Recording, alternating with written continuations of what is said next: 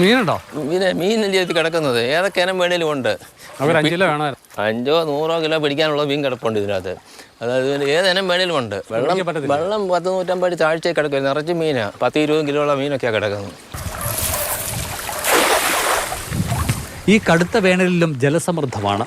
രോഹു, കട്ല, red belly, വാള തുടങ്ങി പള്ളാത്തി വരെ ലക്ഷക്കണക്കിന് മത്സ്യങ്ങൾ. കൂട്ടത്തിൽ മൂപ്പുള്ളതിന് 20 കിലോ വരെ തൂക്കമുണ്ടത്രേ. പക്ഷേ പറഞ്ഞിട്ട് കാര്യമില്ല, വലയിൽ കുടുങ്ങുക ചെറിയ മീനുകൾ മാത്രമല്ലേ. ഒന്ന് വീശിയാൽ ചിലപ്പം 1/2 കിലോ 1 കിലോ ഒക്കെ കിട്ടും. അതേ കിട്ടത്തുള്ളൂ. ഇതിനകത്തൊന്നും കിട്ടാനൊന്നും വലിയ ഇതില്ല. ഉടക്കുവലയൊക്കെ ഇടാമെങ്കിൽ കുറേയൊക്കെ മീൻ കിട്ടും. പ്രതിഷേധത്തെ തുടർന്ന് പാറപൊട്ടിക്കൽ നിർത്തിവെച്ചയിടത്ത് പൊതുമരാമത്ത് വകുപ്പ് അനുമതിയോടെ 2017 മത്സ്യകൃഷിയുടെ തുടക്കം. അന്ന് 10 അടി വെള്ളമാണ് ഉണ്ടായിരുന്നത്. എന്നാൽ പിന്നീട് സ്ഥിതി മാറി. 2018 വെള്ളപ്പൊക്കത്തിനാണ് ഇത് കയറിയത്. കയറി കഴിയുമ്പോൾ പിന്നെ അടിച്ചു പറ്റിക്കാനൊക്കത്തില്ല.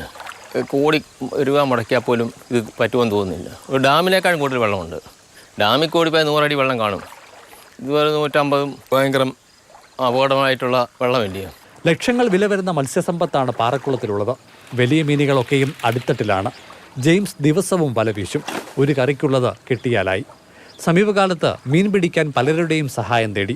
വിറ്റുകിട്ടുന്നതിൻ്റെ ഒരു പങ്ക് മാത്രമാണ് ആവശ്യപ്പെട്ടത്. എന്നാൽ പദ്ധതികളൊന്നും വലകുലുക്കിയില്ല. പാട്ടത്തുക നിശ്ചയിക്കാൻ ഇതിനിടെ പൊതുമരാമത്ത് വകുപ്പ് പ്രതിനിധികൾ വന്നു. ജെയിംസിൻ്റെ നിസ്സഹായാവസ്ഥ കണ്ട് അവരും മടങ്ങുകയായിരുന്നു.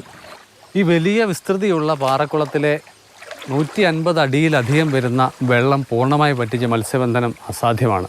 ഇനി അങ്ങനെ ഒരു ശ്രമം ഉണ്ടായാൽ തന്നെ അതിന് ലക്ഷങ്ങൾ ചെലവ് വരും. ഈ സാഹചര്യത്തിൽ കഴിച്ചിട്ട് ഇറക്കാനും മതിച്ചിട്ട് തുപ്പാനും കഴിയാത്ത അവസ്ഥയിലാണ് ജെയിംസ് ഏട്ടൻ. ക്യാമറമാൻ ജയചന്ദ്രൻ പുല്ലമ്പാറയ്ക്കൊപ്പം CK അഭിലാൽ, മാതൃഭൂമി ന്യൂസ്.